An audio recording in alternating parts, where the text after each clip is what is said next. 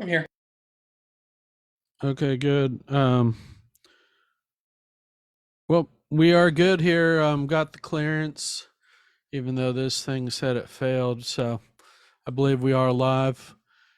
And welcome to the second segment of Quantum Leap with Jake Ralston, and Cory's back. Cory's actually had a few technical challenges he's been dealing with, but um, computer wise. But we're happy to bring back Jake here to talk about, again, some very important kind of, I would say, coping mechanisms and tools to really strengthen people, really, you know get through their barriers, live a happier and more fruitful life, build their business, get over fears. So he really is kind of a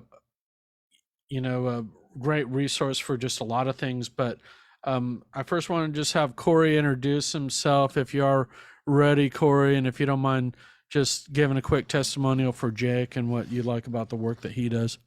Oh yeah, so Cory not here, and I am a business coach with Take Wing Coaching, and known Jake for a while since I don't know since he joined BNI, and of course known Evelyn is a partner for quite a while as well. And what I like about Jake's work is it is NLP based. He gave us a lot of training in NLP, and we've had that before.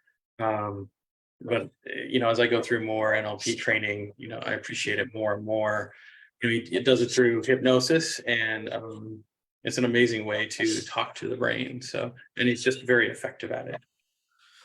Well, thank Yeah, you. well put. And if you don't know NLP, that's neuro linguistic programming, and it's really a landmark communication strategy. I was just listening to Earl Nightingale this morning, and he was saying, "Oh, well, you got to improve your vocabulary because your ability to even be is kind of limited to the words you use." And I think made me, I just thought of that because Jake actually can really teach you how to reconstruct that whole internal dialogue to be positive and productive. And that's one of the things that NLP, it's just immensely powerful stuff that he deals with. But I'm going to just let him explain it. Jake, if you don't mind just telling us a little bit about your story and how you serve your clients. Yeah, for sure. My name is Jake Ralston. I'm a hypnotist, and I work with all kinds of people with all kinds of things to help them get to where they want to go a lot easier. We all have a map of the world, the way we see things, the story we tell ourselves about ourselves, and most of the time it works pretty good for us, and sometimes not so much. So when it's not working well for us, that's kind of where I step in and can really help them create more alignment with what they want to have happen in their life. That's kind of a really good way to say it. Talking about NLP, NLP is the study of how language affects our behavior, how our language creates our behavior, and how we communicate interpersonally between each other and intrapersonally with ourselves. And there's a lot of tools in my toolbox to help make that happen pretty easy and quick for most situations. Yeah, and folks, Jake's just opened up a whole other kind of world of really the ability to be on the path to self improvement for me. And we actually have a video coming out shortly once I get the draft, and we've done some other videos. So I'm going to put a few of those links um, in the chat or in the comments so you can just see more about him. But if you are in the East Bay, do have a conversation with him about just how he can help you, and just try out a few sessions with him. It's really impressive stuff what he does. He has just this amazing way of working with people. And I just wanted to ask you, Jake, in this environment, I just feel like some of the stuff, I remember one of my, I don't know if I want to call it an issue or one, I mean, one of the things I remember early on, what I said about needing your help with was, how do I focus? I had I think a 3-year-old, or maybe she was 2 at the time. How do I focus on my work with a toddler around, and other distractions? You gave me some great tools there. So I was just going to see if you could just describe some of the key issues that people have in this environment and how you help them. Sure. And, that's kind of very open-ended question in this environment. What does that really mean? And everybody's kind of got their own version of what that means. And one thing that I'm experiencing a lot with the clients that I've been working with lately is the post-pandemic environment and how things have kind of shifted in a lot of different ways since we've come out of lockdown and working on getting back into our previous swing of things, or back to work in person versus working from home, or even in some cases just out there driving on the roads. It's a lot different, and people dealing with financial challenges, and the way the economy has shifted as well. So that's the environment that I've been seeing people struggle with mostly lately, and the anxiety and fears that come along with that. And I really help people tap into their creativity and flexibility. I really believe everybody has within them the skills, the tools, the strengths that are necessary for them to get where they want to go. And it's just a matter of kind of pulling those strengths forward, those skills forward at the right time, instead of just relying on what used to work. And that's the human nature, is to kind of get in a groove and to get used to doing things in a repetitive way. And we forget that we have these tools. We forget that we have these strengths. And then when the environment shifts, or something happens that's different outside of that old habit or that old way of doing things, it's sometimes causes people to recoil and double down on what isn't working even more. So I remind them that they have flexibility, that they have creativity, and help them tap into the best way to use that. Great. And just a couple anecdotes for you, and then we're going to do maybe a demo. I still have my 7 virus words that you told me posted here: why, try, need, but, should, don't, hope, choose. And, for example, if we say, oh, we're going to try to do this, that's just a bad conversation to have. So I still have an inkling to use some of these virus words. And another thing that you gave me a little tool that really helped with my public speaking was, I was going to see if you don't mind. I can set it up, but we could talk a little bit about that. But I also wanted to give you the opportunity to do whatever demo you wanted to do.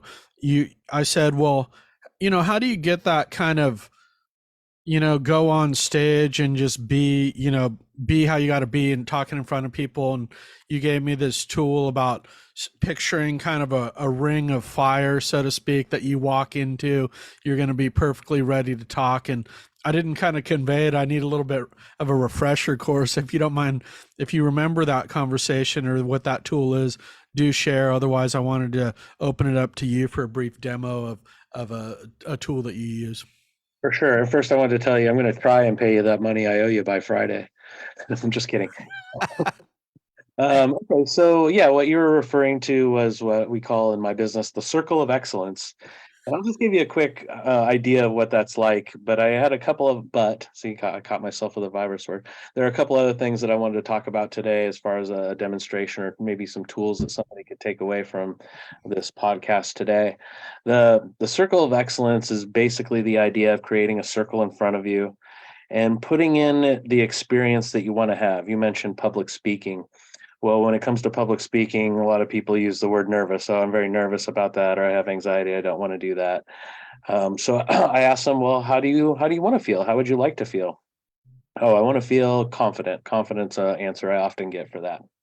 Okay, so then what I asked them to do is think of a time when they felt confident in their life, and have them go there and really remember what that's like, what it feels like, what it looks like, what it sounds like, and put that experience into a circle in front of them. I have them add a color. I have them add even another sound that really represents that feeling of confidence, and a feeling, a sound, a visualization. And when they really are able to build all of those things up, I have them step inside the circle and really kind of take on that quality, and then walk out of that experience and into the experience they want to have. And that's kind of the basic outline for the circle of excellence. And that can take a lot of forms. I had a lot of dental work many years back. I got some alignment done, and it involved a lot of visits to the dentist. And I kind of created the dentist chair of excellence. And so whenever I sat in that chair, I kind of went back to that place because I put a feeling of calm in that chair. I put a feeling of peace and ease, and a color that represented that, and the sound of birds chirping. And anytime I'd sit in that chair, I would just go back to that feeling of ease. So there's lots of forms and ways of doing that. The doorway to your house, the doorway to my house could be that threshold of excellence, so to speak. So when I step out of the house, it's kind of like a car wash. I'm getting all the soap and all the scrubbing I need to get out there in the world and have the experience I want to have. So that's a little bit about the circle of excellence. If you'd like to know more, contact me personally. I love talking about this stuff. However, I want to talk about a few other things that are some real basic tools that a person can use on a daily basis to really kind of set the stage for what they want to have happen. And the first thing I want to talk about is called the 3-2-1 reset. The 3-2-1 reset is a really good way to kind of get yourself grounded and create the platform for yourself to have the experience you want to have during the day. And you can use this 3-2-1 reset anytime. It takes 2 minutes, 3 minutes at the most to kind of tune into that. And so I'll explain now. So the 3-2-1 reset, 3 refers to 3 breaths. Just take 3 good, full, deep breaths. They don't have to be fancy yoga breaths. Just really fill the lungs. Breathe with the belly all the way into the lungs. 3 breaths. They say the breath is the pulse of the brain. So when we can kind of create those full breaths, then we're thinking with the full brain. 2 refers to taking your 2 hands and giving yourself a hug. The brain doesn't know the difference between somebody else hugging you and you hugging you. So having a little hug releases all those feel-good chemicals into your system, and it's a nice little brain hack, so to speak. And now 1 refers to 1 minute of mindfulness. For those of you that aren't familiar with mindfulness is just being with your senses, being in the moment, not thinking about what used to happen, not thinking about what might happen, but really being present. So take a minute to see what you see, smell what you smell, hear what you hear, feel what you feel, and just really be there. And that's really good training for your mind. And it helps people kind of bring themselves back to the only time they can make that change, which is the present. If it's already happened, it's already happened. If it's going to happen, it hasn't happened yet. So what can we do to have the experience we have? Check in with the moment. So that's a little process that anybody can do anytime. I teach that to students that I work with that are going to maybe use that before they go into a test, or student athletes before they get into a game. And it's really effective, really powerful. So a daily practice of the 3-2-1 reset also kind of helps you tune into that mindfulness in your entire experience. The more we can train our brain to use mindfulness, the more we can be in our experience rather than what we think might happen or dwelling on the past experiences. So 3-2-1 reset, really powerful tool. Now, the next powerful tool that's even easier is what I call the personal high five. And all that really entails is every time you see your reflection, give yourself a high five, right? Again, you're hacking the brain. The brain doesn't know the difference between you giving yourself a high five or somebody else giving you a high five. And when somebody gives you a high five, 9 times out of 10, it's usually for a good reason, right? And it's usually for some sort of celebration or something important that happened that went well. So when you can high five yourself, again, you're releasing all those chemicals. You're releasing that program within yourself that recognize that as something good is going on. I'm doing something right. So again, really simple process, really easy. You can do it every time you walk by a reflection, and just those little things that you do on a daily basis can really have a big outcome. And which leads to the third thing. The third thing I like to call is success momentum. And it has a fancy name, but all it really means is just celebrating those small successes. And when I say small, I mean really small. It can be anything that you say you're going to do and you actually do it, starting from when you wake up in the morning. And you wake up in the morning and you open your eyes and you're like, I got to go to the bathroom. And you go to the bathroom, and as you hit that flush, success. You say that word to yourself, success. And you start building on that success. Oh, I'm going to go make some coffee. And you make the coffee and you get that aroma going. Success, it happened. right? And then I'm going to go make some breakfast. Success. I'm going to go get dressed. Success. I'm going to go get in my car and drive to that meeting. Success. All of those things are successes. And we start building that momentum, and our brain and our subconscious starts figuring out ways to make us even more successful with the things that are even more important, those things that we put our minds to and that are really big goals for us. So those three things are really easy. They're kind of fun. Nobody has to know you're doing them, and they have a really big reward. So pick one of those things or all of those things and notice what kind of difference it makes in your life. Great. Thanks for sharing those with us. And that's the beauty of working with Jake. He really creates this space to try different things. And a lot of times anything new, a lot of people are just gonna dismiss out of hand. But I just suggest trying some of these things. And when you actually try it and you believe it, you'd be impressed with what you can, what works, and, anything new is just hard to get used to and do, and then you get better at it the next time. And you have a number of other techniques. I remember you spoke as a guest speaker. I believe it was through like Berkeley Extension or something, and you have some even kind of more meditative techniques that you do even over Zoom. You can help people. So with that, I'm going to turn it over to Cory. Turn off the mute myself there. Yeah, no, that's really good stuff. It's so helpful to know these things and to create habits from them. Just a couple comments I'm gonna just throw out because I was listening. A speaker tip for David, and I think this kind of comes out of NLP, is the same idea, because people tend to visualize what you tell them, and we have a tendency to take shortcuts. We use words like, hey, this is a great new idea, what do you think of it? And a very famous speaker trainer says, if it were a thing, what would it be?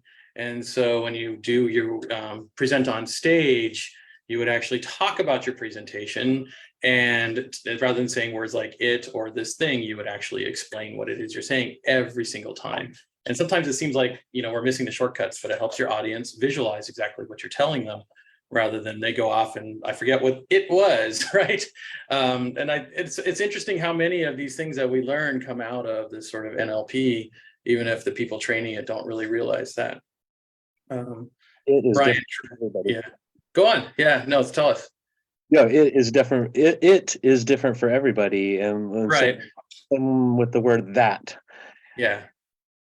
Yeah, that or thing. Yeah.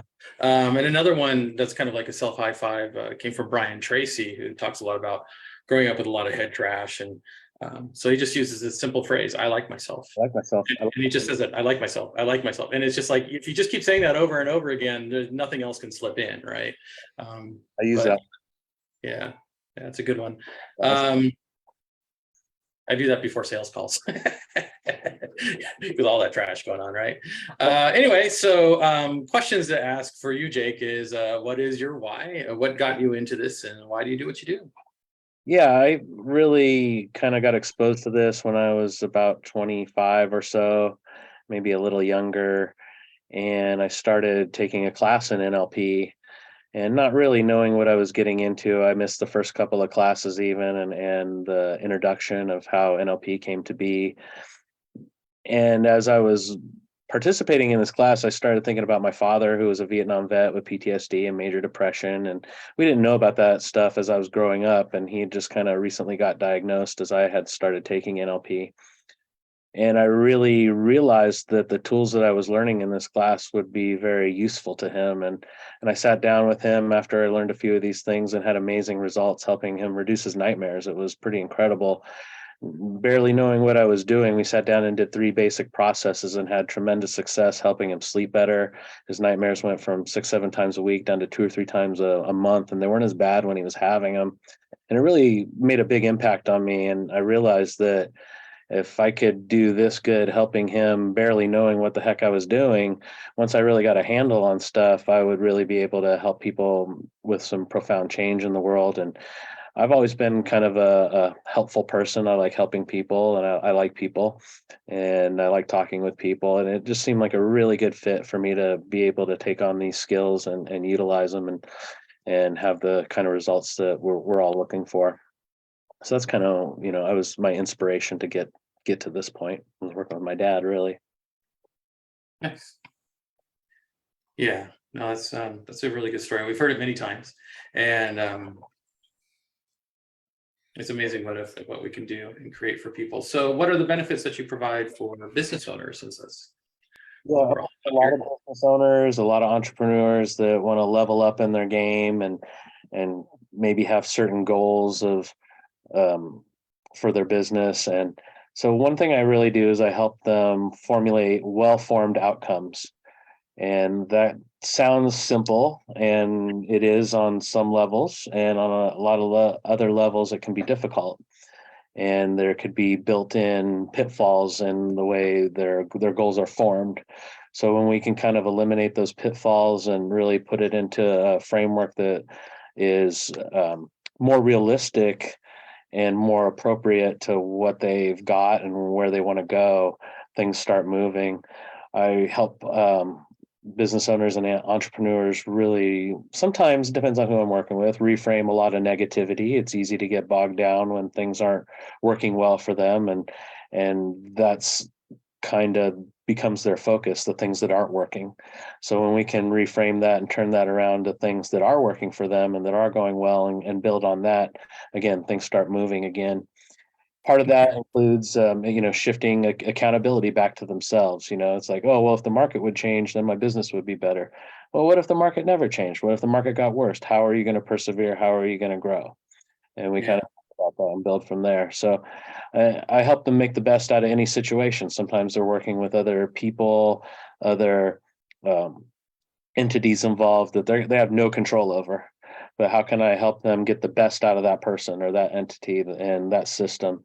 And when we can kind of create that the best out of any situation, they're going to be much happier than when they started. So that's kind of what I do with people. going back to like as if it were a thing, what would be a couple of example of things that people are typically stuck on that would benefit from your work, especially business owners? Yeah, there's really kind of what I mentioned earlier, that stuck on the what's not working. That's kind of the biggest thing I see, the things that are difficult for them, the difficulties they're having. And when we can reframe that, things start changing for them. Like what would be some difficulties that they'd be having? Well, not enough clients, right? The market not working, being the same as it was 5 years ago, or the way they run their business now doesn't match the current context of things. Right, right. I No, I work, was just curious, just throwing those out there because I there's a lot work of things that business owners get stuck on. Yeah. I work with someone that puts out bids on contracts a lot, and he had been doing it the same way he's been doing it for the past 20 years, and the market has really changed, and he's getting Right. a lot less buy-in from people and a lot less jobs. And so we've kind of examined that and worked on some creativity and some flexibility to help him procure new jobs, and it's working. Well, that's great. Yeah, and that's actually like a really common one. Just doing things the same way we've always done them, and it's not working. And the answer I would give to somebody who's doing contracting like that is to charge for your bids. But that's even a hard thing for people to accept. Like, I don't feel like I can charge for it. So that's where I'm sure you can help. Right? It's shifting that mindset to, yeah, I'm actually worth it. So, Right. yeah, very good. And I guess we have just a little bit of time left. So, who is your ideal client? My ideal client is really someone who recognizes that they want something new and still tend to do the same old thing. So Right. whether it's in business or their life, we've all been there. Oh, I want to go to the gym, but I keep hitting that snooze bar on the alarm in the morning or whatever. And and Yeah. and I help them find new avenues, new roads to get to that goal. The 3 a.m. resolve that never seems to resolve. Is that it? Excellent. Well, yeah, we are at time, and thanks for coming on again, Jake. We're gonna um, be putting out some more content from you. I know you're presenting in November, and hopefully, I will share any other public speeches that you give that are available, and if that's okay, we'll talk about it. But I look forward to we look forward to continuing the conversation next time and having you back, and we'll be seeing you soon. Fantastic. Thanks, guys. Bye, everyone. Thank you.